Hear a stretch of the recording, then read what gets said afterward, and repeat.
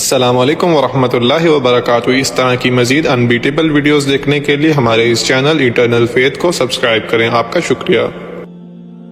شکر اصل میں ایک جذبہ ہے کہ جو کسی کے ساتھ اگر کسی نے خیر کیا ہو، بھلائی کی ہو، احسان کیا ہو، کسی تکلیف سے اس کو بچایا ہو، چھٹکارا دلایا ہو، تو ایک جذبہ پیدا ہوتا ہے انسان کے قلب کی گہرائی سے۔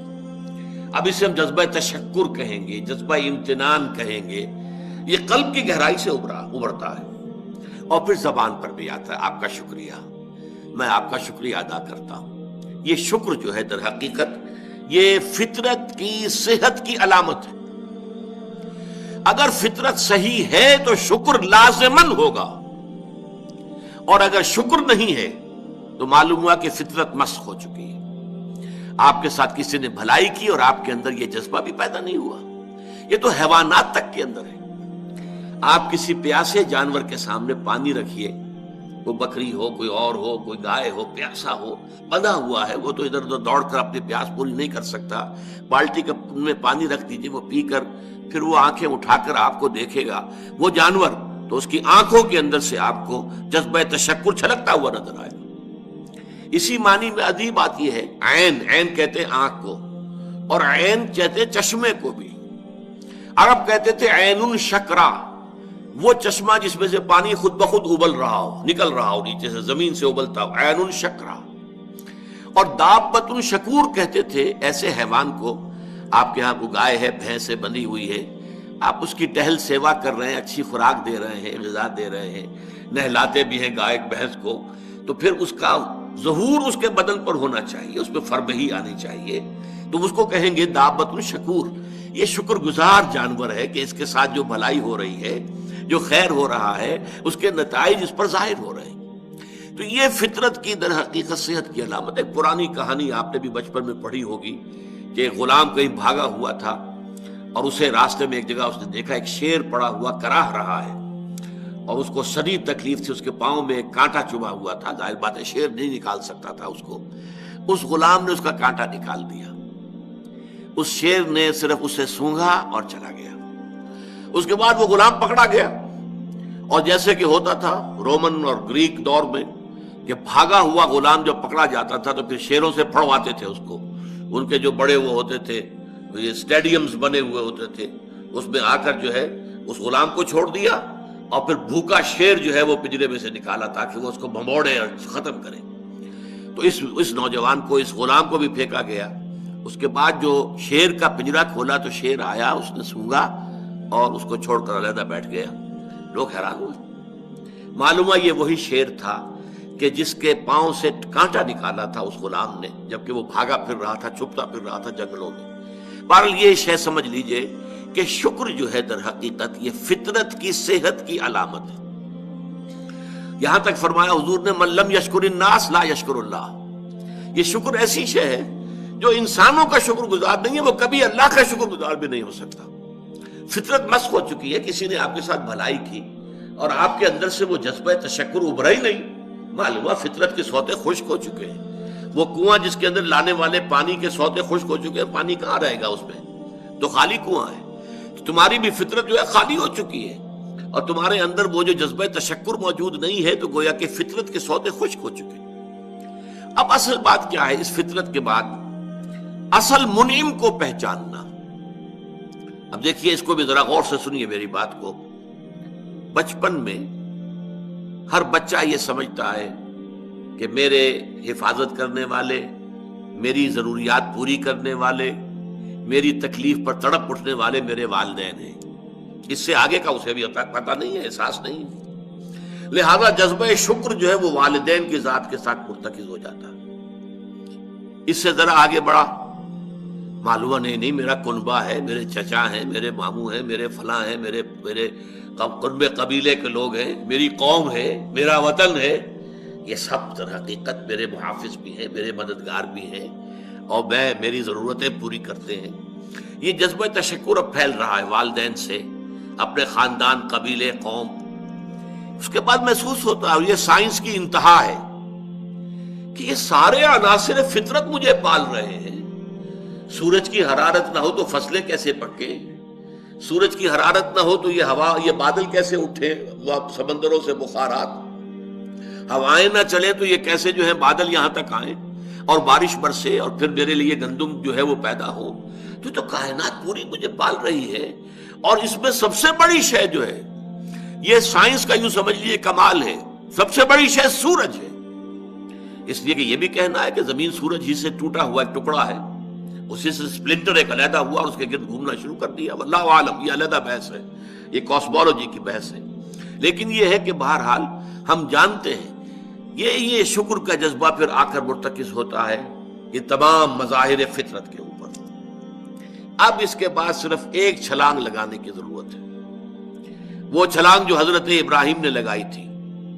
سورہ انعام میں ذکر ہے، انہوں نے ایک تارے کو دیکھا تو کہا اچھا شاید یہ میرا رب ہے.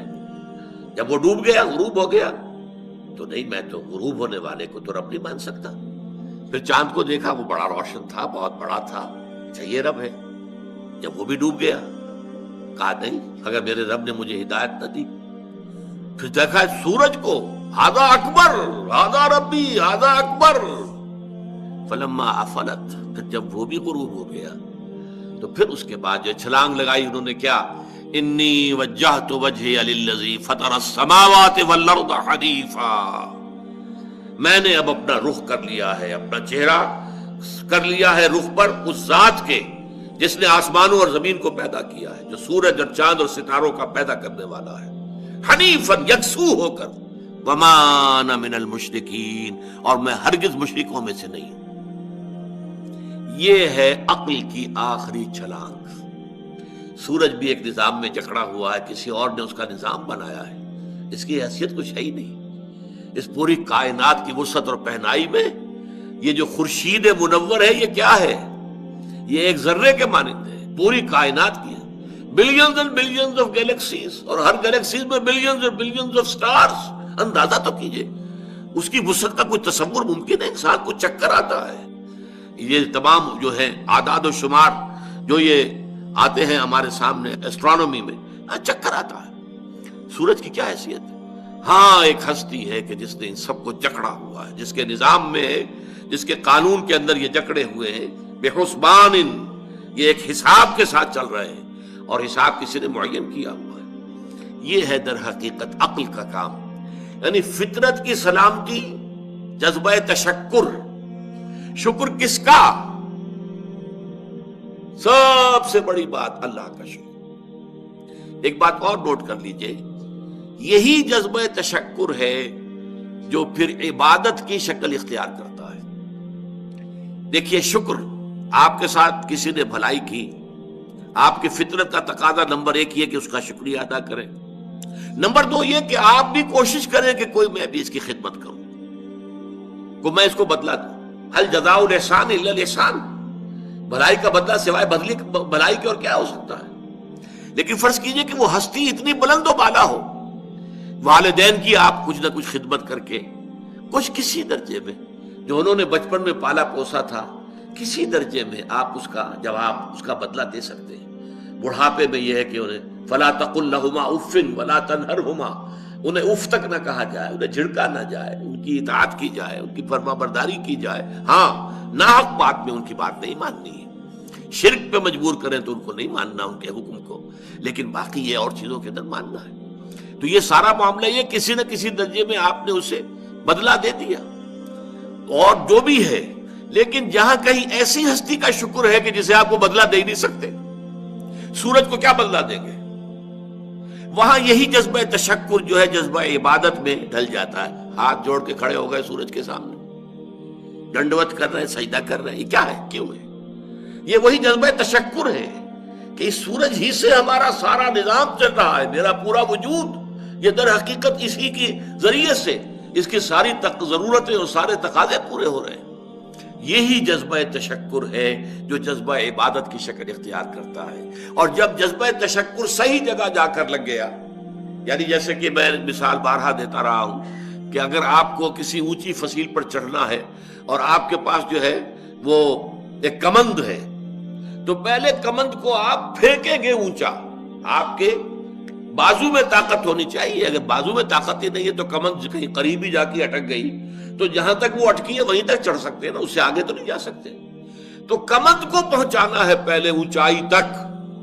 اب دیکھیے اس کو اقبال نے کہا ہے یزداں بکمنداور، اے ہمت مردانہ، تمہاری کمند یزداں کے ساتھ جا کر جڑے، اللہ کو پہچانو. تمہاری عقل کا جو ہے در حقیقت امتحان یہ ہے کہ اصل منعم حقیقی، اصل محسن حقیقی، اس کے انعامات، اس کے احسانات، اس نے تمہیں پیدا کیا، تمہاری ضرورت کی چیزیں پیدا کی. ان تعدوا نعمت اللہ لا تحصوها، اگر تم اللہ کی نعمتوں کو گننا چاہو کبھی احسان نہیں کر سکتے، کبھی ان کی گنتی نہیں کر سکتے. اس کے لیے تمہارا جذبہ شکر جو ہے وہ ڈھل جانا چاہیے جذبہ عبادت میں. اور یہاں اس رکوع کے اعتبار سے اس کے جو سب سے بڑا مظہر ہے وہ اب آ رہا ہے. وَإِذْ وَلَقَدْ آتَيْنَا لُقْمَانَ الْحِكْمَةَ أَنِ اشْكُرْ لِلَّهِ، أَنِ اشْكُرْ لِلَّهِ، گویا کہ حکمت کا تقاضا یہ کہ شکر کا جذبہ اللہ تعالیٰ کی ذات کے ساتھ وابستہ ہو جائے. وَمَنْ يَشْكُرْ فَإِنَّمَا يَشْكُرُ لِنَفْسِهِ، اور جو کوئی شکر کرتا ہے وہ اپنے بھلے کو کرتا ہے. اللہ کا کوئی کام نہیں بنتا اس سے، اللہ کی کوئی ضرورت پوری نہیں ہوتی. وہ ضرورت سے مبرہ ہے، منزہ ہے، اعلیٰ ہے، عرفہ ہے، اس کی کوئی ضرورت نہیں، احتیاج ہے ہی نہیں، وہ محتاج نہیں ہے، وہ تو غنی ہے. تو اس لیے فرمایا من یشکر فانما یشکر لنفسہ. لنفسہ سے مراد کیا ہے؟ اگر آپ کے اندر جذبہ شکر ہے اور وہ جذبہ تشکر جا کر ذات باری تعالیٰ کے ساتھ منسلک اور ملحق بھی ہو گیا ہے، اب آپ کی شخصیت کا ترفع ہوگا، شخصیت ابھرے گی، شخصیت اپچے گی، شخصیت کی ترقی ہوگی، شخصیت میں ترفع پیدا ہوگا، بلندی آئے گی.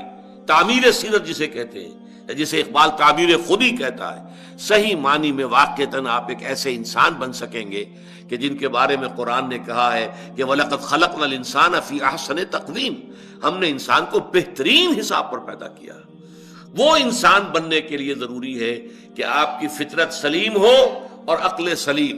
فطرت سلیمہ جذبہ تشکر موجود ہو، عقل سلیم اصل محسن کو پہچان لے، اصل منعم کو پہچان لے، اور یہ منسلک ہو جائے پہ جذبہ تشکر ذات باری تعالیٰ کے ساتھ.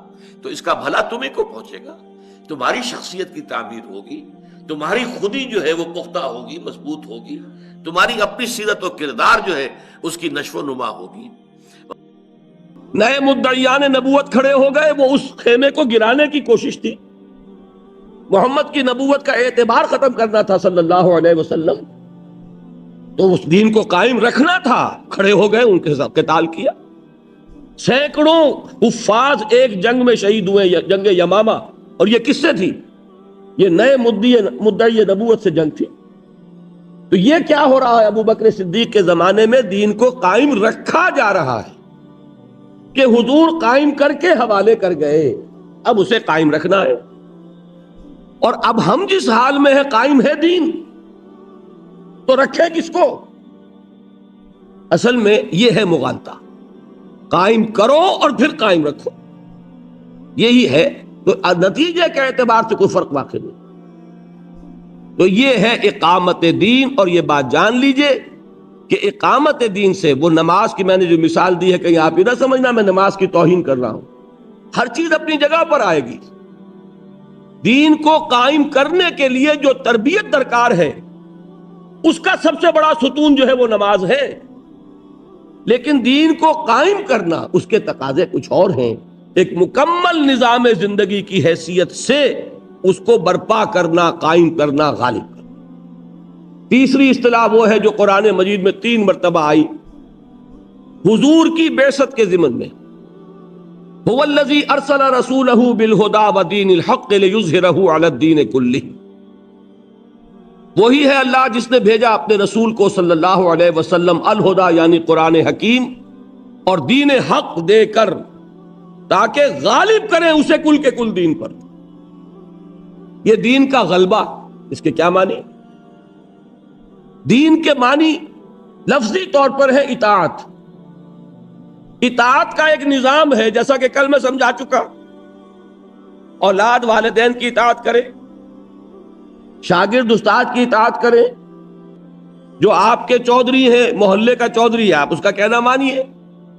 لیکن ان تمام اطاعتوں پر اللہ کی اطاعت غالب ہو جائے. یہ ہے اظہار دین حق. جو اطاعت حق کا ہے، اللہ کی اطاعت حق ہے، اس اطاعت کو تمام اطاعتوں پر غالب کر دو، کوئی اطاعت بھی اس سے مستثنا نہ رہے. بات سمجھ میں آ گئی؟ لِيُظْهِرَهُ عَلَى الدِّينِ كُلِّهِ. یہ ہے 3 مرتبہ جو آیا مضمون قرآن مجید میں، سورہ صف میں، سورہ توبہ میں، سورہ فتح. تیسری اصطلاح کیا ہوئی؟ اظہار دین الحق علی الدین کلہ. عربی میں تو یوں بنے گی بات. چوتھی اصطلاح کیا ہے؟ یہ سورہ بقرہ میں بھی آیت آئی ہے اور سورہ انفال میں بھی. یہ دونوں صورتیں جو قرآن مجید سے کچھ واقفیت اور دلچسپی رکھتے ہیں وہ جانتے ہیں کہ یہ غزوہ بدر کے دونوں طرف ہیں. سورہ بقرہ غزوہ بدر سے پہلے نازل ہوئی، سورہ انفال غزوہ بدر کے فوراً بعد نازل ہوئی. سورہ بقرہ میں کیا آیت ہے؟ قاتلوہم حتی لا تکون فتنۃ ویکون الدین للہ. سورہ انفال میں اور شاندار الفاظ کے ساتھ وقاتلوہم حتی لا تکون فتنۃ ویکون الدین کلہ للہ. کلہ کا اضافہ ہو گیا. یہ دونوں جو صورتوں کا زمانہ نزول ہے وہ کون سا ہے جبکہ قتال شروع ہو رہا ہے؟ پہلی جنگ کون سی ہے؟ غزوہ بدر. بالفعل اگرچہ 8 مہمیں حضور نے پہلے بھی بھیجی ہیں، تو گویا کہ جو ٹکراؤ اب شروع ہو گیا ہے اور اب تلواریں نیام سے باہر آ گئیں. مکے میں تو اجازت نہیں تھی نا، مدینے میں تلواریں نیام سے باہر آ گئیں. تو فرمایا ہے مسلمانوں، اب جب کہ یہ تمہاری جد و جہد اس مرحلے میں داخل ہو گئی اور تمہاری تلواریں نیاموں سے باہر آ گئیں، دیکھنا اب یہ تلواریں نیاموں میں واپس نہ جائیں جب تک فتنہ و فساد بالکل فرو نہ ہو جائے اور دین کل کا کل اللہ کے لیے نہ ہو. فتنہ کیا ہے؟ زمین اللہ کی، اس کا صحیح کون حقدار ہے کہ اس کا حکم چلے؟ اللہ. Rightful ruler of this world کون ہے؟ اللہ. اگر کوئی اور چلا رہا ہے اپنا قانون تو وہ کون ہے؟ باغی. اور جو اللہ کا وفادار ہے اس کا کیا فرض ہے؟ اس باغی کی سرکوبی، بغاوت کی سرکوبی، اور جس کا حق ہے اس کا حق اسے پہنچانا. اللہ کا حق ہے. لہذا قاتلوہم حتی لا تکون فتنۃ ویکون الدین کلہ للہ. 4 اصطلاحات ہو گئی، چاروں تقریباً ہم معنی ہیں. بات ایک ہی ہے جو کہی گئی ہے، 2 مکی صورتوں میں، مدنی صورتوں میں.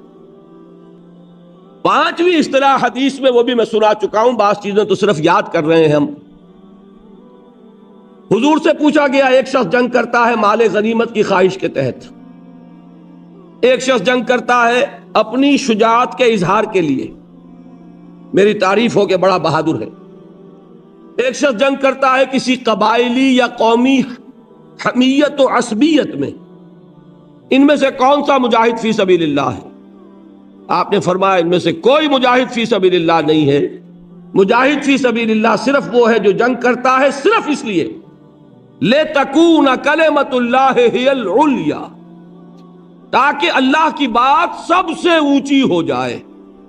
علیا اعلیٰ کا مؤنث ہے، اعلیٰ سب سے بلند، علیا سب سے بلند. کلمہ چونکہ مؤنث ہے، لِتَكُونَ كَلِمَةُ اللَّهِ هِيَ الْعُلْيَا، تاکہ اللہ کی بات، اللہ کا کلمہ سب سے اونچا ہو جائے. جیسے میں نے کل شرک میں بتایا، نہ اطاعت کی نفی کلی ہے، نہ محبت کی نفی کلی ہے. توحید کا تقاضا کیا ہے؟ تمام اطاعتوں پر غالب اطاعت اللہ کی، تمام محبتوں پر غالب محبت اللہ کی، تمام باتوں پر غالب بات اللہ کی.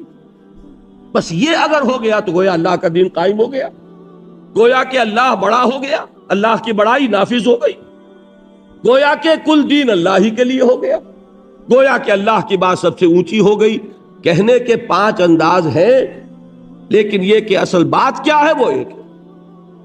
اب سنیے، انجیل میں آخر یہ جب انجیل والوں کے اوپر بھی یہ بات لازم کی گئی تھی، سورہ شورا کی آیت میں نے سنائی کہ وہی بات جو پہلے بھی تمام رسولوں پر کی گئی، تو اس کا ذکر ملنا چاہیے کہ نہیں ملنا چاہیے؟ وہ ذکر ملتا ہے انجیل میں دو طرح. ایک تو یہ کہ حضرت مسیح کے مواعظ میں بار بار آتا ہے repent for the kingdom of heaven is at hand. لوگوں توبہ کرو، جلدی کرو، اس لیے کہ آسمانی بادشاہت آیا چاہتی ہے. اب یہ آسمانی بادشاہت کس چیز کا نام ہے؟ قیصر کی بادشاہت، روم کی بادشاہت یہ تھی کہ نہیں؟ آسمانی بادشاہت. آسمان سے مراد کون؟ اللہ، اللہ کی بادشاہت. قیصر کی بادشاہت میں آخری اتھارٹی کون؟ قیصر. کسرا کی بادشاہت میں آخری اتھارٹی کون؟ کسرا. آسمانی بادشاہت میں آخری اتھارٹی کون؟ اللہ. بات وہی ہے کہ نہیں؟ اسی طرح جو ان کی لارڈز پریئر ہے، یہ لارڈز پریئر جس طرح ہمارے ہاں سورہ فاتحہ ہے، حضور نے فرمایا نا کہ لا صلاۃ لمن لم یقرأ بفاتحۃ الکتاب. ہر رکعت میں ہم سورہ فاتحہ پڑھتے کہ نہیں پڑھتے؟ یہ علیحدہ بات ہے، اختلاف ہے کہ جب باجماعت آپ پڑھ رہے ہو تو ایک مسلک یہ ہے کہ امام کا پڑھ لینا ہی ہماری طرف سے، گویا کہ وہ نمائندے کی حیثیت سے پڑھ رہا ہے. ایک رائے یہ ہے امام شافعی کی کہ نہیں، اس صورت میں بھی ہر مقتدی کو بھی پڑھنی چاہیے.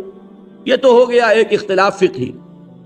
اس میں کوئی اختلاف نہیں ہے کہ نماز کا جزو لازم سورہ فاتحہ ہے. جو مقام ہمارے ہاں سورہ فاتحہ کا ہے وہی عیسائیت میں جو موجودہ عیسائیت ہے اس میں لارڈز پریئر کا ہے. نماز تو ان کے ہاں رہی نہیں، سجدہ ان کے ہاں ہے نہیں. وہ جب بھی دعا مانگتے تھے نیل ڈاؤن، اپنے گھٹنے زمین پہ ٹکا کر، بس یہاں تک. تو پھر وہ دعا کرتے ہیں. وہ دعا کیا ہے؟ اس میں یہ الفاظ بھی ہیں thine will be done, thine kingdom come. اے رب تیری مرضی پوری ہو اور تیری حکومت آ جائے. تیری حکومت آ جائے کیا مطلب؟ تیرا قانون نافذ ہو، تیری مرضی جیسے آسمانوں پر پوری ہو رہی ہے زمین پر بھی پوری ہو. بتائیے فرق ہے کوئی؟ وہی مضمون ہے. یہی وجہ ہے کہ اس صدی میں میں چونکہ ہندوستان پاکستان کے لوگ یہاں ہیں، میری گفتگو بھی آج جان لیجئے کہ اس پس منظر میں ہے، اور خاص طور پر میرے مخاطب اس وقت آج جو ہوں گے وہ پاکستان کے مسلمان، کہ وہاں اقامت دین کا طریقہ کار کیا ہوگا اس پر ہمیں گفتگو کرنی ہے. ویسے تو یہ کہ دین کی تعلیمات ابدی ہیں، ہر جگہ ہیں، لیکن حالات کے مطابق تھوڑا تھوڑا اجتہاد اس میں کرنا پڑتا ہے. تو میری گفتگو مینلی جو ہوگی وہ پاکستان کے بارے میں ہوگی. تو اس پاکستان ہندوستان، یہ جو بر صغیر جسے ہم کہتے ہیں، اس میں اس صدی کے شروع میں مولانا ابوالکلام آزاد مرحوم نے ایک اصطلاح استعمال کی تھی الہلال اور البلاغ میں، حکومت الہیہ کا قیام. بات وہی ہو گئی کہ نہیں؟ یہ کیوں اصطلاح استعمال کی حکومت الہیہ؟ حکومت انگلشیہ تھی کہ نہیں اس وقت؟ تو حکومت انگلشیہ کی جگہ حکومت الہیہ. حکومت انگلشیہ میں قانون کس کا چل رہا ہے؟ انگریز کا. اور حکومت الہیہ میں قانون کس کا چلے گا؟ تو ایک جدوجہد، ایک کوشش کی انہوں نے، لوگوں کو دعوت دی، پکارا، قرآن اور جہاد دو چیزوں کی طرف متوجہ کیا مسلمانوں کو کہ اس پر جمع ہو جاؤ، اور حزب اللہ کے نام سے ایک جماعت بنائی، اللہ کی پارٹی. اس کا مقصد کیا تھا؟ حکومت الہیہ کا قیام. اب ایک بات سمجھ لیجئے کہ انہوں نے اقامت دین کیوں نہیں کہا؟ انہوں نے اظہار دین کیوں نہیں کہا؟ دیکھیے اس کی وجہ یہ ہوتی ہے کہ ہر دور میں کچھ اصطلاحات آسانی سے سمجھ میں آتی ہے اور کچھ چیزوں کو سمجھانے میں بڑی محنت کرنی پڑے گی. اقامت دین آج سمجھانے میں بڑی محنت کرنی پڑے گی. اظہار و دین الحق علی الدین کلہ ہی 1 گھنٹہ چاہیے اس اصطلاح کو واضح کرنے کے لیے. پھر بھی آپ کی زبان پہ نہیں چڑھے گی یہ. لیکن یہ کہ آج کے ایک ذہن کا جو بھی ایک معیار ہے، ایوریج پڑھا لکھا انسان، اگر اس کے سامنے لفظ آ جائے حکومت الہیہ تو بات پوری سمجھ میں آ گئی. یہ وجہ ہے کہ مختلف ادوار میں علماء نے، دین کے خادموں نے اصطلاحات کی اتنی پرواہ نہیں کی ہے کہ بات کو ابتداً سمجھانے کے لیے جو اس دور کی اصطلاح ہے اس کے مطابق بات کی جائے، پھر ان کو جب قریب آ جائے تو پھر کتاب و سنت کی جو اصل اصطلاحات ہیں ان سے بھی روشناس کرا دیا جائے۔ لیکن ابتدا ہی میں گفتگو بھاری بھرکم اصطلاحات سے ہوگی تو کسی کے پلے کچھ نہیں پڑے۔ تو حکومت الہیہ کا قیام، یہ بات ایک علیحدہ بڑی تلخ داستان ہے ہماری کہ مولانا ابوالکلام آزاد وہ راستہ کیوں چھوڑ گئے۔ 1920 میں یہ ہماری تاریخ کا، بر صغیر کی تاریخ کا ایک گمشدہ باب ہے جس کو اللہ تعالیٰ نے خاص موقع پیدا کر دیا کہ مجھے کھود کر نکالنا پڑا اسے۔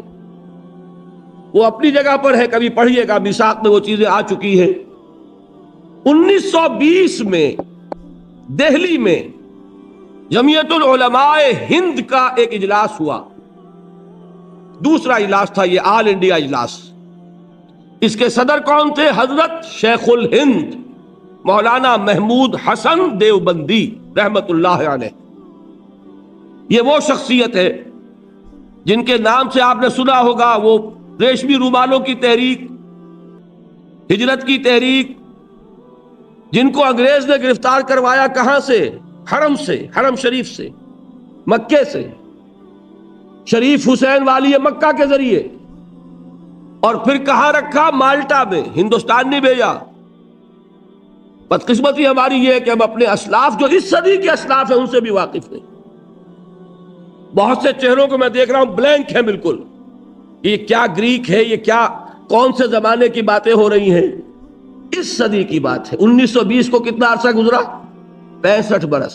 کل قوموں کی زندگی میں کیا حقیقت ہوتی ہے، لیکن واقعہ یہ ہے کہ ہمیں اس طرح کاٹا گیا ہے، ہمیں اپنے اس صدی کے اسلاف کا پتہ نہیں، تو پچھلے صدی کی تحریک شہیدین کیا کہاں معلوم ہوگی؟ کون تھے سید احمد بریلوی اور کون تھے شاہ اسماعیل شہید، اور یہ کون تھا، کس کا خون بہا، یہ بالا کوٹ میں کس کا خون جذب ہوا ہے، کیا پتا کسی کو؟ کتنے لوگ ہوں گے؟ ہمیں تو یہ معلوم ہے کہ دبئی میں کیا چیز اچھی ملتی ہے اور ابو ظبی میں کون سی چیز سستی ہے۔ ایک چکر یہی ہے، اللہ اللہ خیر صلی اللہ۔ جو آئے گا اس کی ساری توجہ جو ہے بازار پر ہوگی، دکانوں پر ہوگی، یہاں نہیں، حج پر جو جاتے ہیں ان کی ساری توجہ بازار پر، دکانوں پر۔ ہمیں فکر ہی نہیں کہ ہم جانے سمجھیں۔ بہرحال اب اس وقت جان لیجئے، مجھ پر اعتماد کر لیجئے، اس صدی کی عظیم ترین شخصیتیں ہندوستان کے اعتبار سے کم میرے نزدیک وہ پورے عالم اسلام کے اعتبار سے عظیم ترین ہیں۔ یہ بر صغیر پاک و ہند کا یہ اعزاز ہے اللہ کی طرف سے عطا کردہ کہ اس صدی کی عالم اسلام کی دو عظیم ترین شخصیتیں بر صغیر کی ہیں۔ علماء کے حلقے میں سے اٹھنے والی شخصیتوں میں حضرت شیخ الہند مولانا محمود حسن دیوبندی، اور سکولوں اور کالجوں اور یونیورسٹیوں سے آنے والوں میں علامہ محمد اقبال۔ یہ دو عظیم ترین شخصیتیں ہیں جن کے ٹکر کی کوئی شخصیت پورے عالم اسلام میں نہیں۔ بہرحال انہوں نے یہ کوشش کی تھی، ابوالکلام ان کے بیٹوں کی عمر کے تھے، لیکن انہوں نے دیکھ لیا تھا اس میں جوہر ہے، یہ بات کو پا گیا ہے، حقیقت تک اللہ نے اس کی رسائی کرا دی ہے۔ الہلال والبلاغ بڑے شوق سے پڑھتے تھے شیخ الہند۔ انہوں نے تجویز کی تھی 1920 میں کہ ابوالکلام کو امام الہند مانو اور اس کے ہاتھ پر بیعت جہاد کرو اور اللہ کے دین کے غلبے کے لیے سربکف ہو جاؤ۔ لیکن بعض علماء کی مخالفت کی وجہ سے وہ جلسہ عام میں وہ تجویز پاس نہ ہو سکی، اس کو مجلس منتظمہ کے سپرد کیا گیا، اور مجلس منتظمہ کے اجلاس سے پہلے حضرت شیخ الہند کا انتقال ہو گیا، وہ تجویز وہیں دفن ہو گئی۔ میری تحقیق یہ کہ اس سے بددل ہو کر مولانا ابوالکلام آزاد نے اپنا راستہ ہی بدل لیا۔ اس کے بعد وہ کانگریس میں شامل ہوئے اور پھر بقیہ پوری زندگی انہوں نے جس کو کہ جہاد حریت کہا جائے گا، آزادی کی جدوجہد، اس میں لگا دی، جس کا کوئی تعلق دین سے بہرحال نہیں تھا۔ وہ کام جو کرنا چاہا تھا، اس کے بعد انہوں نے کبھی حزب اللہ کا نام بھی نہیں لیا۔ اس کے بعد ایک اور شخصیت اٹھ کر آئی وہ تھے مولانا سید ابو الاعلیٰ مودودی مرحوم.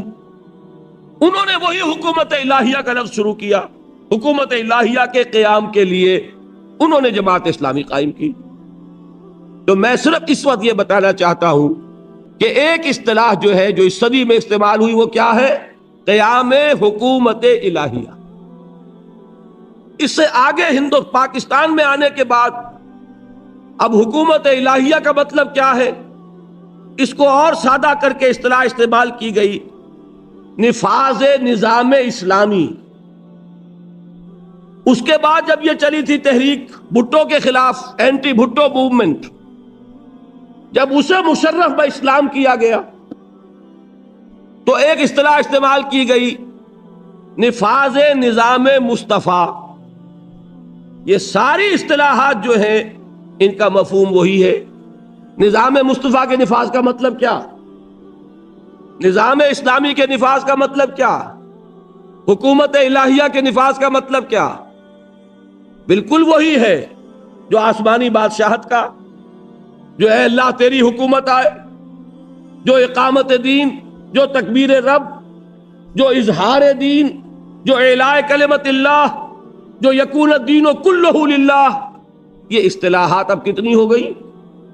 9 ہوئی غالباً. 10ویں وہ ہے جو میں آج آپ کے سامنے رکھ رہا ہوں، انقلاب اسلامی. اسلامی انقلاب. اس لیے کہ انقلاب کے معنی کیا ہے؟ نظام کو بدلنا.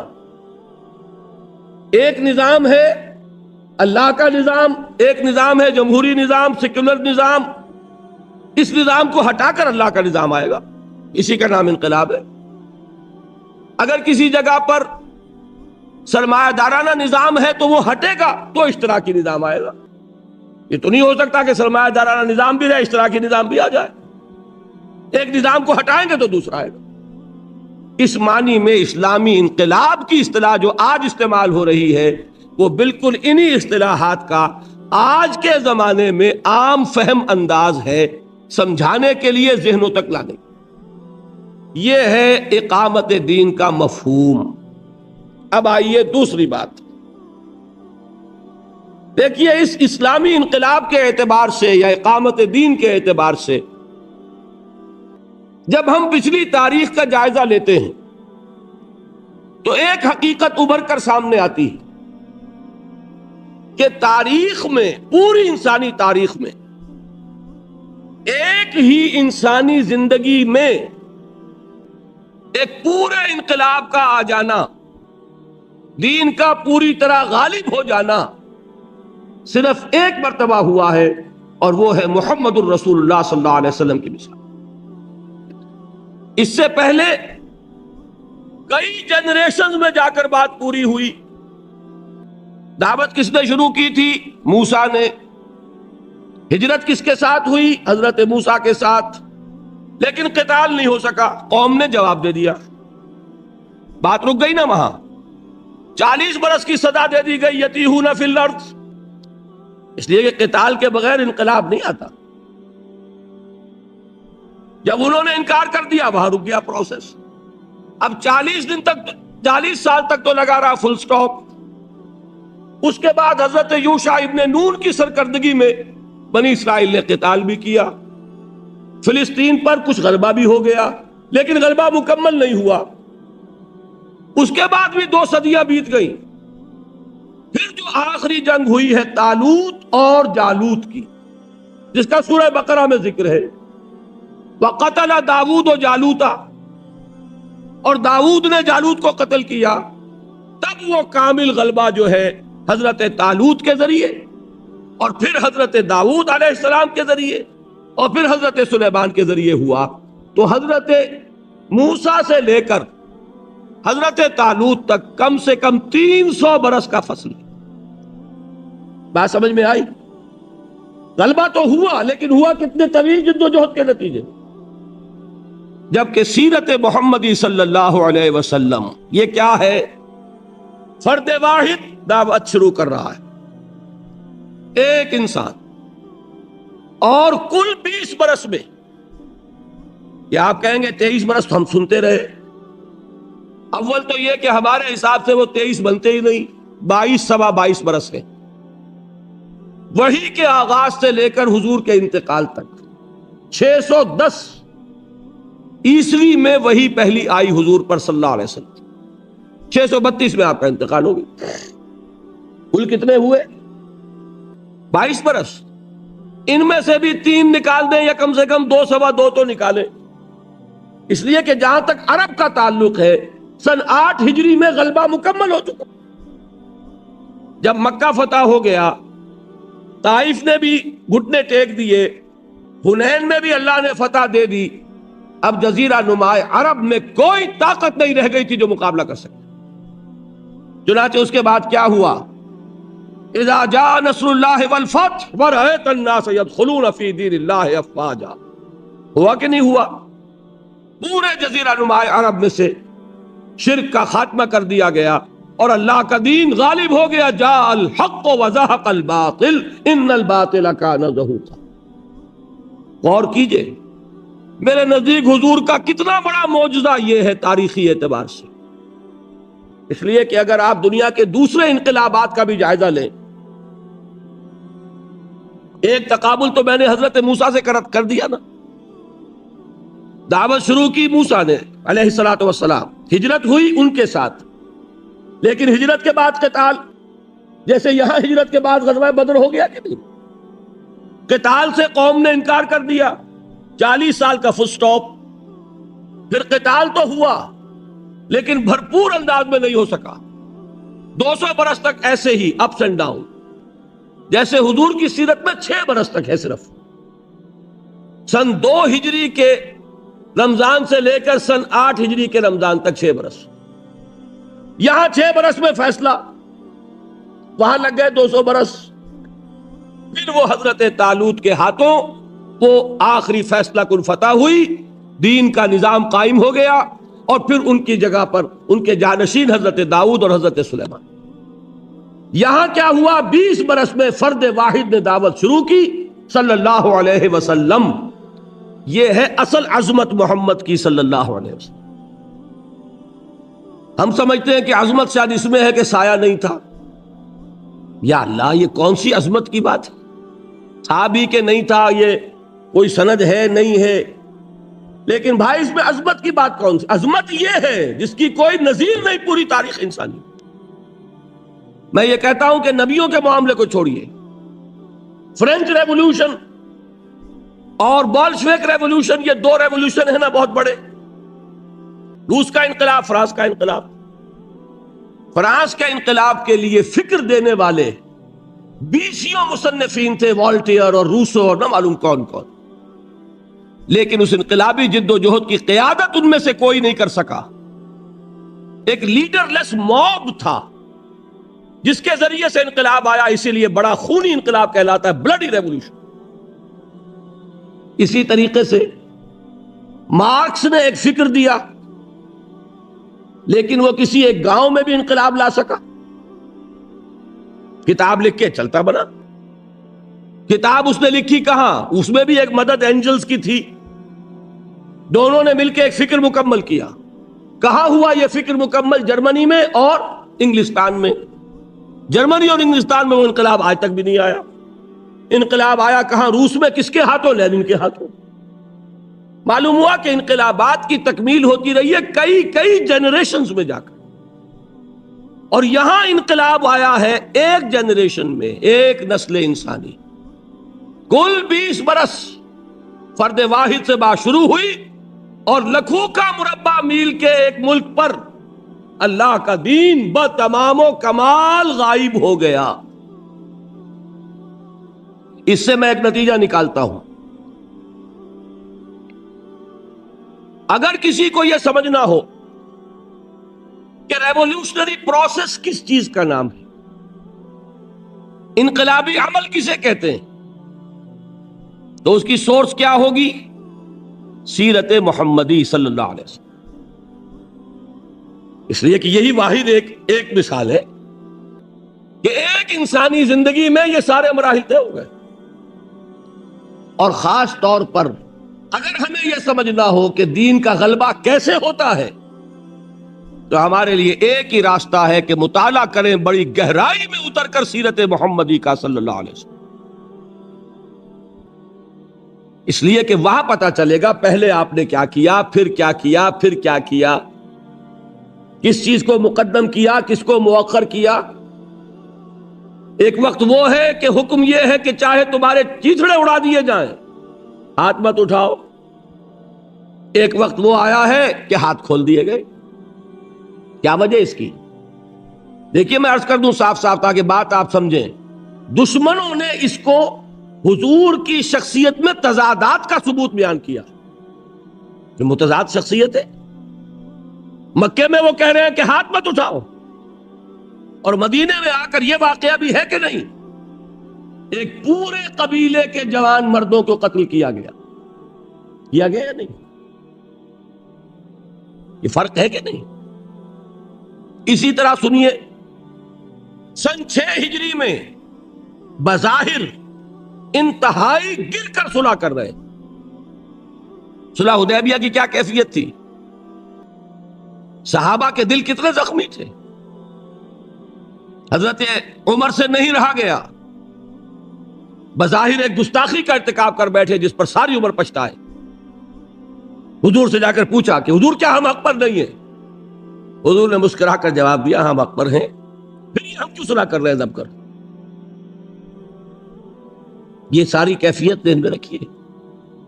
ایک وقت میں بظاہر دب کر صلح کی جا رہی، 2 سال بعد ابو سفیان خود چل کر آئے ہیں مکے، خوش آمدید کر رہے ہیں کہ صلح کی تجدید کر دیجئے، اور حضور نہیں کر رہے۔ تضاد ہے کہ نہیں؟ اس کو ضرورت ہے کہ سمجھا جائے۔ ہر شے اپنی جگہ پر 100% درست ہے، اس سے ہٹا لیں گے تو غلط ہو جائے گی۔ عربی میں اسی کو ظلم کہتے ہیں، وضع الشیء فی غیر محلہ، کسی چیز کو اس کے اصل مقام سے ہٹا کر کہیں اور رکھ دینا، یہی ظلم ہے۔ جو اس کی جگہ ہے وہاں پر وہ ٹھیک ہے۔ تو سیرت کا ایک بڑا، جس کو ان ڈیپتھ سٹڈی کہتے ہیں، گہرائی میں مطالعہ کیا جائے گا تو پتا چلے گا کہ اقامت دین کا طریقہ کار کیا ہے۔ اور امام مالک رحمت اللہ علیہ کا قول، کم سے کم مجھے مولانا ابوالکلام آزاد کی سیاسی حکمت عملی سے شدید اختلاف ہے۔ جو کچھ انہوں نے بعد میں کیا 1920 کے بعد، اس سے مجھے کوئی دلچسپی نہیں، میں برمنا کہہ رہا ہوں۔ اس کے باوجود میں کہتا ہوں کہ میرے کندھے پر ان کا احسان ہے۔ یہ شخص ہے جس نے سب سے پہلے وہ حدیث یاد دلائی جو میں آپ کو سنا چکا ہوں، آمرکم بخمس بالجماعت والسمع والطاعت والہجرت والجہاد فی سبیل اللہ۔ ورنہ مشکات میں لکھی ہوئی تھی، مسند احمد میں لکھی ہوئی تھی، جامع ترمذی میں لکھی ہوئی تھی، ہمارے ذہنوں سے اوجل ہو چکی تھی۔ میں واقعہ بتا چکا ہوں، ایک بہت بڑے عالم دین سے جب میں نے اس کا حوالہ پوچھا تھا آج سے 20 سال پہلے، تو انہوں نے کہا تھا کہ الفاظ نامانوس ہیں، اس لیے کہ ذہنوں سے نکل چکی بات۔ اسی طریقے سے ان کا ایک بہت بڑا احسان ہے، اسی الہلال البلاغ میں انہوں نے حضرت امام مالک رحمت اللہ علیہ کا ایک قول نقل کیا تھا، لا يصلح آخر هذه الامة الا بما صلح به اولها، اس امت کے آخری حصے کی اصلاح نہیں ہو سکے گی مگر اسی طریقے پر جس طریقے پر کہ پہلے حصے کی اصلاح ہوئی تھی۔ وہ پہلا حصہ کون سا تھا؟ میں نے کل آپ کو بتائی تھی وہ حدیث، ثواب هذه الامة۔ آج ایک اور حدیث اسی باب میں سے سنیے۔ حضور نے فرمایا کہ میری اس امت کا عجب حال ہے، بارش کا سا حال ہے، کہ جیسے یہ نہیں کہا جا سکتا کہ بارش کا پہلا حصہ زیادہ مفید ہوتا ہے یا آخری، اسی طریقے سے نہیں کہا جا سکے گا کہ میری امت کا پہلا حصہ بہتر ہے یا آخری۔ یا آخری دور جو آنا ہے، جس کے آثار ہیں، وہ آخری دور جس میں اللہ کا دین غالب ہوگا پورے کرۂ ارضی پر، اس کی خبر دی ہے محمد الرسول اللہ صلی اللہ علیہ وسلم۔ وَهُوَ الصَّادِقُ الْمَصْدُوقُ، وہ صادق اور مصدوق ہے، وہ سچے ہیں اور ان کی صداقت کی گواہی اللہ نے دی ہے۔ انہوں نے فرمایا ہے کہ پورے کرۂ ارضی پر کوئی گھر نہیں رہے گا، نہ اینٹ اور گارے کا بنا ہوا، نہ اونٹ کے بالوں سے بنے ہوئے کمبلوں کا بنا ہوا کوئی خیمہ رہے گا جس میں اللہ کا دین داخل نہ ہو جائے۔ دین کو تو غالب ہونا ہے، دین پورے کرۂ ارضی کے لیے آیا ہے، دین صرف جزیرہ نما عرب کے لیے نہیں آیا تھا۔ حضور نے غالب کر کے دکھا دیا اور اب امت کے حوالے کیا کہ اب پورے کرۂ ارضی پر اس کا غلبہ تمہارے ذمہ۔ تو اب ہمارے لیے بہت ضروری ہے جس کسی کا بھی یہ مقصد زندگی بن جائے، میں جو کہہ بیٹھا ہوں بات تھوڑی سی وضاحت کر دوں، یہ کام تو ہو کر رہے گا، صرف یہ ہے کہ ہم اس میں سے سعادت کا حصہ پاتے ہیں یا نہیں، یہ ہمارا مسئلہ ہے۔ قافلہ تو پہنچے گا منزل پر، تم قافلے کے ساتھ ہو یا نہیں، تم محروم رہتے ہو یا سعادت میں سے حصہ پاتے ہو، یہ بات علیحدہ ہے۔ باقی یہ کہ ہو کر رہے گا، یہ ہم نہیں کہہ سکتے کب ہو کر رہے گا۔ ابھی 100 سال لگ جائے کوئی پرواہ نہیں، 50 سال لگ جائے کوئی پرواہ نہیں، لیکن یہ کہ ہو کر رہے گا یہ۔ اور یہ جان لیجئے کتنے ہی صحابہ ایسے ہیں نا جنہوں نے فتح مکہ کا منظر نہیں دیکھا۔ کیا سمیہ نے دیکھا؟ یاسر نے دیکھا رضی اللہ تعالی عنہ؟ کیا حمزہ نے دیکھا؟ مصعب بن عمیر نے دیکھا رضی اللہ تعالی عنہ؟ تو کیا وہ ناکام ہوئے؟ جس نے اپنی جان دے دی وہ سرخرو ہے، اس کی زندگی میں انقلاب آئے نہ آئے، دین غالب ہو نہ ہو، اس کا کام یہ ہے کہ جو کچھ اس کو اللہ نے دیا تھا اسے لگا دے، بس وہ سرخرو، وہ کامیاب۔ تو جان لیجئے کہ پہلی بات تو ہمارے لیے یہ ہے کہ ہم طے کریں کہ میری زندگی کا مقصد تیرے دین کی سرفرازی۔ یہ ہر ایک کا اپنا ایک انڈیویجول ڈیسیجن ہوگا، an individual determination, an individual resolution۔ آپ تو ریزولوشن جانتے ہیں نا، جو جلسے میں پاس کیا جائے، ریزولوشن ریزالو کرنا، فرم ریزولوشن، کہ آپ کا یہ اپنی جگہ پر فیصلہ ہو کہ میرا فیصلہ یہ ہے ان صلاتی و نسکی و محیایا و مماتی للہ رب العالمین۔ میں نے طے کر لیا کہ جینا مرنا سب کچھ، توانائیاں، قوتیں، سب کچھ، اوقات اور صلاحیتیں، سب کچھ اللہ کے دین کے غلبے کے لیے لگی۔ پہلا فیصلہ یہ۔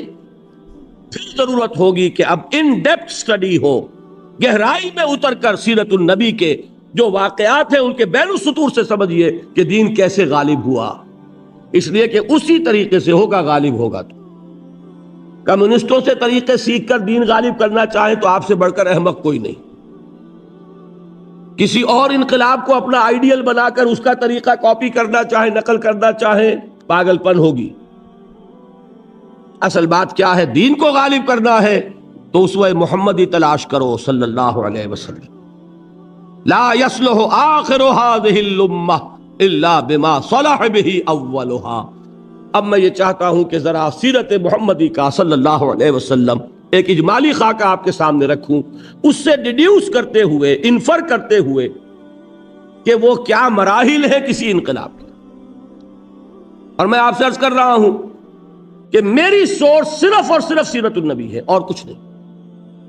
میں کسی کو اگر اور کوٹ کروں گا تو مثال کے طور پر کہ دنیا نے یہ چیزیں سیکھی محمد سے صلی اللہ علیہ وسلم، یہ نہیں کہ میں کسی اور کو سند سمجھتا ہوں۔ یہ بات اچھی طرح سمجھ لیجئے، مغالطے ہو جاتے، انہیں تو فلاں کا نام لے دیا۔ نام یہ لے رہا ہوں کہ لوگوں نے یہ طریقے سیکھے ہیں محمد الرسول اللہ صلی اللہ علیہ وسلم۔ دیکھیے، پہلے میں دینی اصطلاحات کو علیحدہ رکھتے ہوئے 6 سٹیپس ہیں ایک ریولوشن کے جو میں نے سیرت نبوی سے اخذ کیے ہیں علی صاحب الصلاۃ والسلام، وہ پہلے نوٹ کر لیجئے گن کر۔ یہ بھی 3 جمع 3 ہے،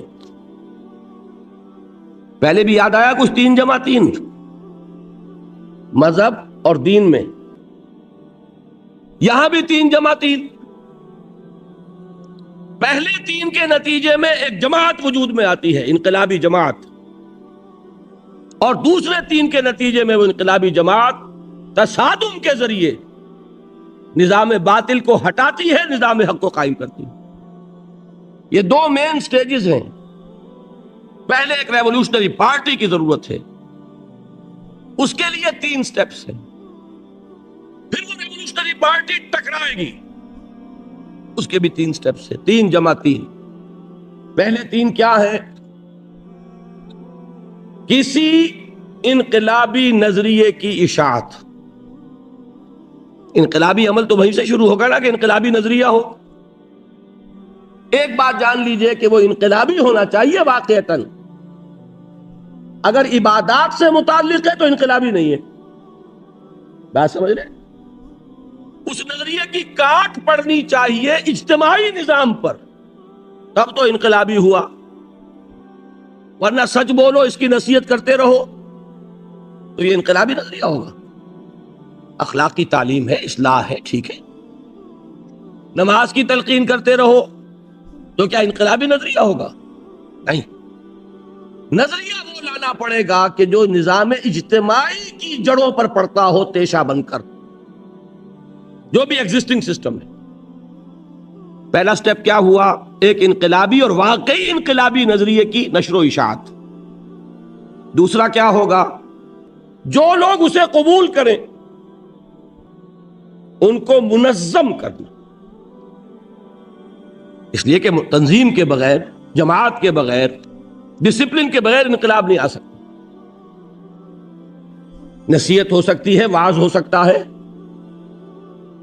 تلقین ہو سکتی ہے، تعلیم ہو سکتی ہے، نشر و اشاعت ہو سکتی ہے، تبلیغ ہو سکتی ہے. انقلاب نہیں آ سکتا. یہ تنظیم بھی کیسی ہونی چاہیے؟ اس کے اندر دو اوصاف لازمی ہیں. نمبر ایک، اس کا ڈسپلن بہت مضبوط ہو. اس لیے کہ انقلاب میں تو تصادم کے ایسے مراحل بھی آتے ہیں جس میں ذرا ڈھیل ہوئی اگر جماعت میں تو ناکامی ہو جائے. میں اس کی مثال دوں گا آپ کو. نمبر دو، یہ اس تنظیم میں یا اس انقلابی جماعت میں کسی شخص کا مرتبہ و مقام صرف اس بات سے طے ہونا چاہیے کہ اس کی ڈیڈیکیشن کتنی ہے، وہ ایثار کتنا کر رہا ہے، وہ قربانی کتنی دے رہا ہے. کسی اور بنیاد پر اگر اس کے اندر اس کے کارڈرز معین ہوئے کہ فلاں برہمن ہے تو برہمن اونچا ہوتا ہے اور فلاں شودر ہے تو شودر نیچا ہوتا ہے، تو یہ اس بنیاد پر انقلابی جماعت وجود میں نہیں آئے گی. کمیونسٹ پارٹی میں ہو سکتا ہے کہ شودر اونچا ہو اور برہمن نیچا رہ جائے، اس لیے کہ اس کو تو انقلاب لانے کے لیے جمع ہوئے نا. اس میں اونچ اور نیچ اس سے طے ہوگی کہ کس نے کتنی قربانی دی، کون کتنا ایثار کر رہا ہے، کون کتنی محنت کر رہا ہے. کوئی اور نسل نسب، کوئی اور دولت، کوئی اور پس منظر، یہ اس کے اندر فیصلہ کن نہیں ہوگا. تیسرا سٹیپ کیا ہے؟ تربیت، ٹریننگ. اس میں ایک بات نوٹ کر لیجئے، ٹریننگ ہوگی انقلاب کی نوعیت کے مطابق. خالص مادی انقلاب لانا ہے تو مادی تربیت کافی ہے،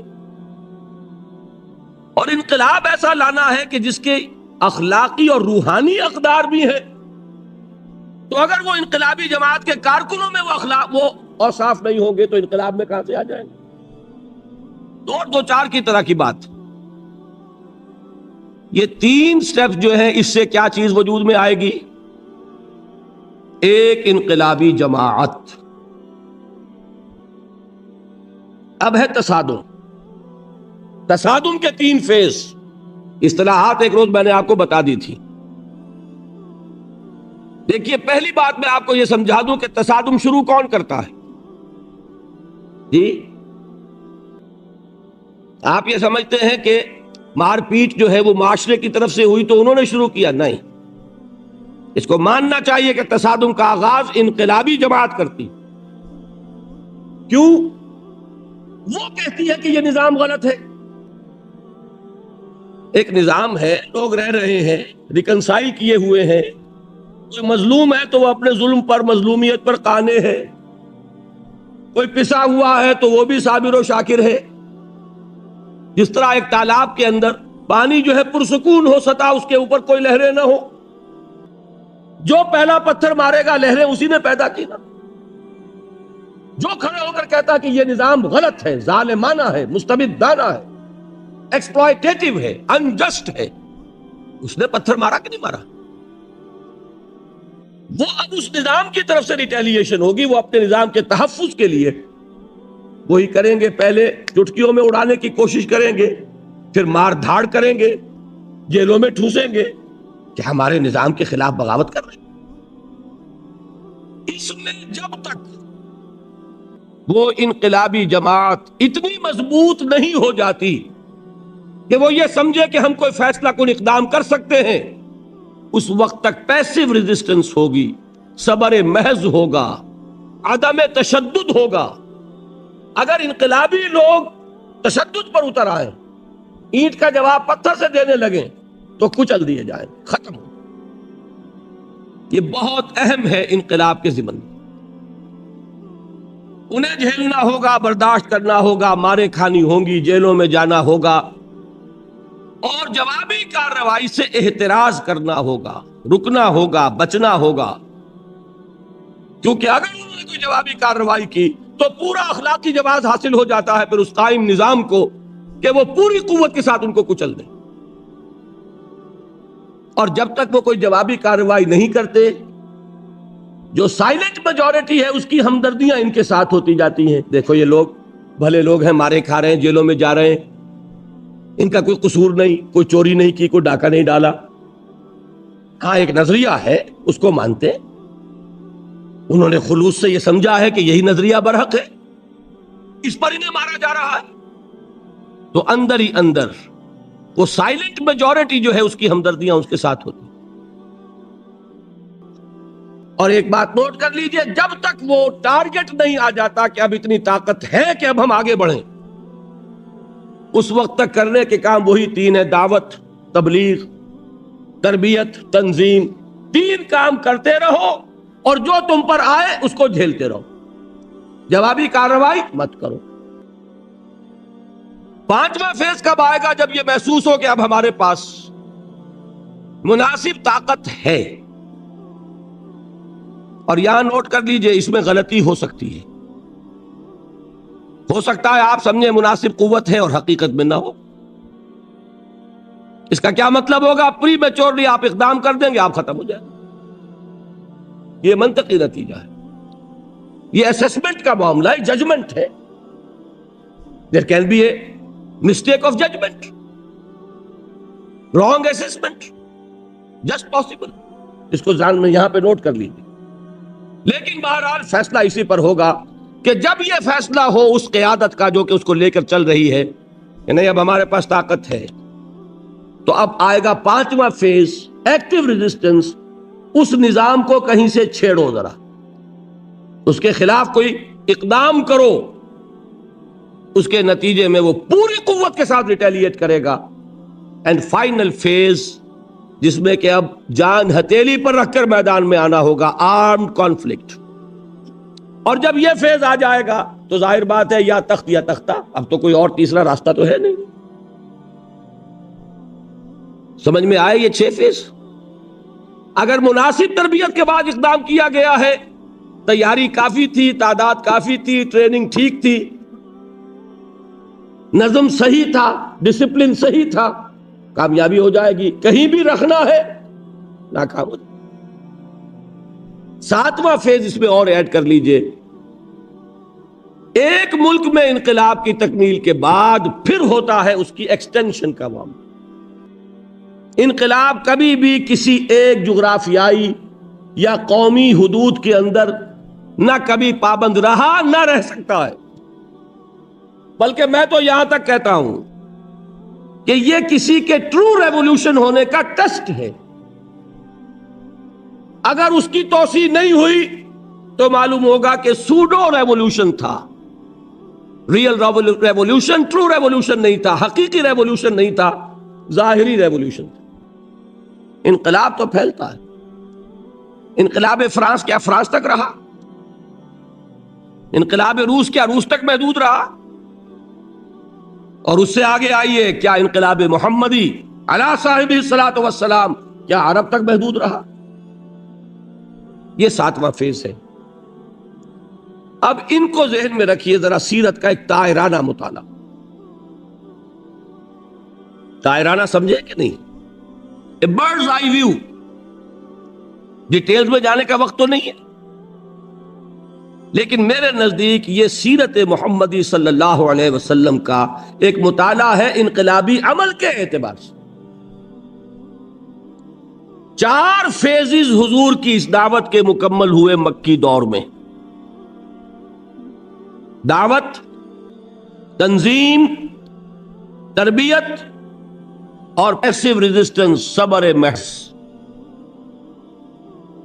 ان میں سے ذرا ہر ایک چیز کے بارے میں تھوڑی تھوڑی تشریح کروں گا، اس لیے کہ ہمیں تو سمجھنا ہوگا نا کہ اب ہمیں ان چیزوں کو کیسے اڈاپٹ کرنا ہے۔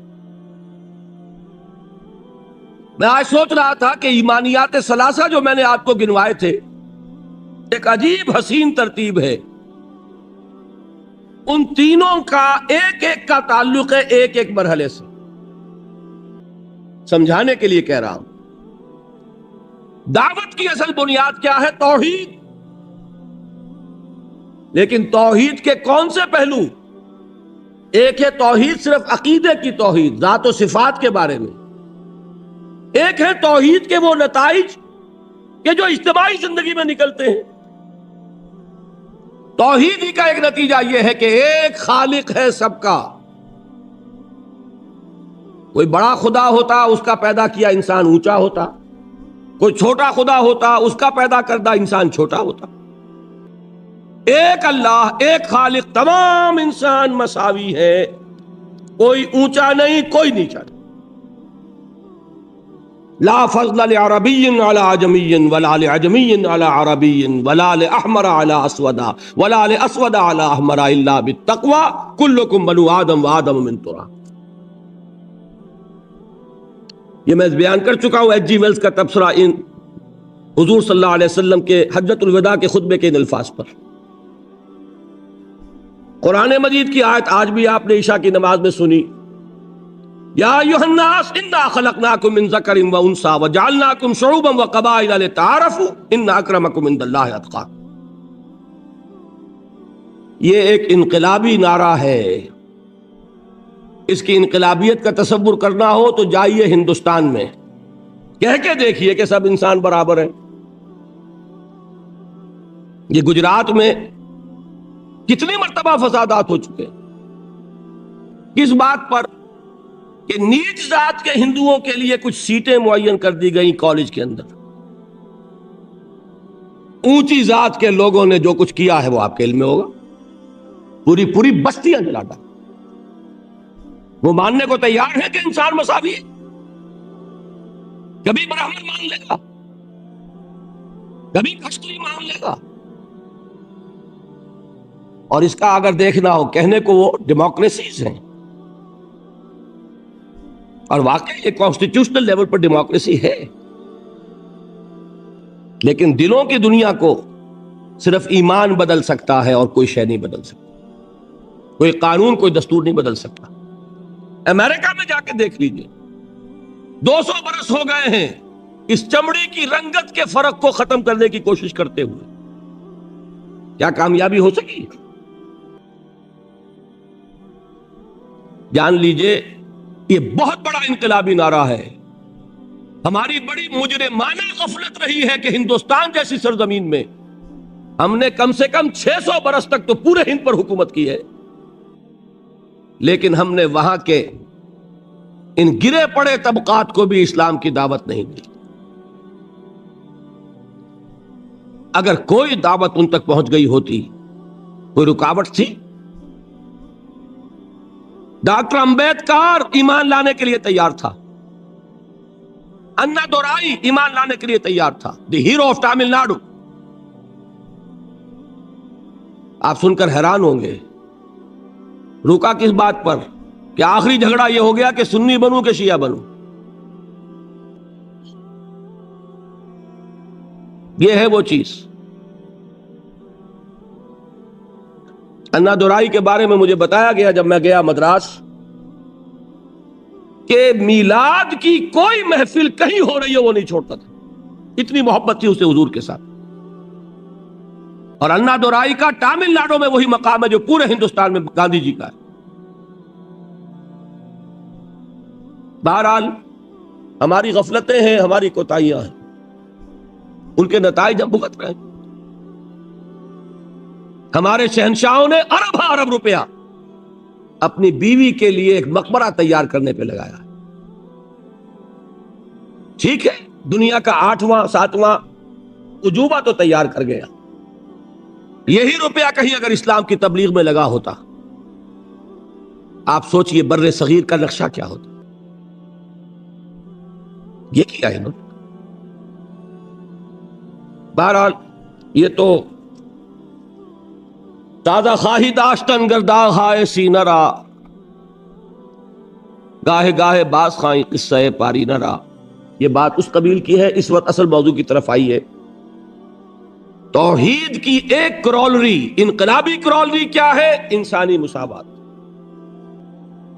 توحید کی دوسری کرولری انسانی حاکمیت کی نفی۔ انسان حاکم کہاں ہو سکتا؟ سب محکوم ہے، حاکم۔ اس میں بھی پھر ایکویلٹی آ گئی دوبارہ۔ تمیز بندہ و آقا فساد آدمیت ہے۔ کہاں کا حاکم، کہاں کا محکوم؟ کونوا عباد اللہ اخوانا، سب اللہ کے بندے بن جاؤ اور آپس میں بھائی بھائی بن جاؤ۔ حاکمیت خداوند، غیر اللہ کی حاکمیت شرک ہے، بغاوت ہے، فتنہ ہے، فساد۔ نمبر 3، ملکیت مطلقہ صرف اللہ کے لیے۔ کوئی کسی شے کا مالک مطلق نہیں ہے کہ جو چاہوں کروں میری شے۔ سمجھیے اس بات کو۔ جیسے حاکم مطلق اللہ، ویسے مجازن ہم کہہ دیتے ہیں فلاں شہر کا حاکم تھا، فلاں ملک کا حاکم، یہ مجازی استعمال ہے، حقیقتاً حاکم صرف اللہ۔ اسی طرح مجازن کہہ دیتا ہوں میں کہ یہ میں اس کا مالک ہوں، ملکیت حقیقی صرف اللہ کی۔ للہ ما فی السماوات و ما فی الارض، آسمان اور زمین میں جو کچھ ہے اللہ کا ہے، تو کون سی چیز رہ گئی جو میری ہوئی؟ عجیب بات ہے، میں خود اس کا ہوں۔ میرا ہاتھ میرا نہیں کہ جو چاہوں اس سے کر گزروں، میری زبان میری نہیں کہ جو کچھ چاہوں اس سے کہہ دوں، میری آنکھیں میری نہیں ہے کہ جدھر چاہوں ان کو گھماتا پھراتا رہوں۔ ایک مرتبہ اگر اچانک نگاہ پڑ جائے نامحرم پر تو معاف ہوگی، دوسری مرتبہ گئی معافی نہیں ہے۔ حضور نے فرمایا، حضرت علی سے فرمایا کہ علی پہلی نگاہ جو پڑ جائے جس پہ ارادے کو دخل نہیں ہوتا، صرف وہ ہے کہ جو معاف ہے۔ اب دوسری مرتبہ نگاہ جائے گی تو ارادے سے گئی۔ یہ اس آنکھ کا ناجائز استعمال ہے، تمہاری نہیں ہے، یہ اللہ کی امانت ہے۔ سیاست کے میدان میں حاکمیت کی بجائے خلافت، اور معاشیات کے میدان میں ملکیت کی بجائے امانت۔ این امانت چند روزہ نزدماس، در حقیقت مالک ہر شے خداس۔ اور یہ شعر اس دور کا کسی شاعر کا ہوتا تو آپ کہتے کوئی کمیونزم سے متاثر ہو گیا ہوگا۔ یہ کس کا شعر ہے؟ این امانت چند روزہ نزدماس، در حقیقت مالک ہر شے خداس۔ کس کا شعر ہے؟ شیخ سعدی رحمت اللہ علیہ کا۔ یہ ہے اصل میں، تفصیل تو ہے، میرے کیسٹس 4 5 ان کی تقریریں جو میں نے کی مسجد دارالسلام میں، اسلام کا سیاسی نظام، اسلام کا معاشی نظام، اسلام کا سماجی نظام، ان کے سیٹس لیجئے، سنیے۔ ایک ایک بات بتائی ہے جو ان تینوں نظاموں سے متعلق ہے، جو در حقیقت یہ سب کیا ہے؟ فقط ایک نقطہ ایمان کی تفسیریں۔ یہ ایک ہی توحید کا اصول ہے جس نے سماجی سطح پر انسانی مساوات، سیاسی میدان میں حاکمیت خداوندی اور معاشی میدان میں ملکیت تامہ و مطلقہ صرف اللہ کے لیے، یہ 3 اصول دیے۔ ان کا پرچار ہوگا تو انقلاب اسلامی کا پہلا قدم اٹھے گا۔ سمجھ گئے میری بات کو؟ اس سے ہٹ کر آپ دعوت کرتے رہیے، نصیحت۔ السلام علیکم ورحمۃ اللہ وبرکاتہ۔ اس طرح کی مزید انبیٹیبل ویڈیوز دیکھنے کے لیے ہمارے اس چینل ایٹرنل فیتھ کو سبسکرائب کریں۔ آپ کا شکریہ۔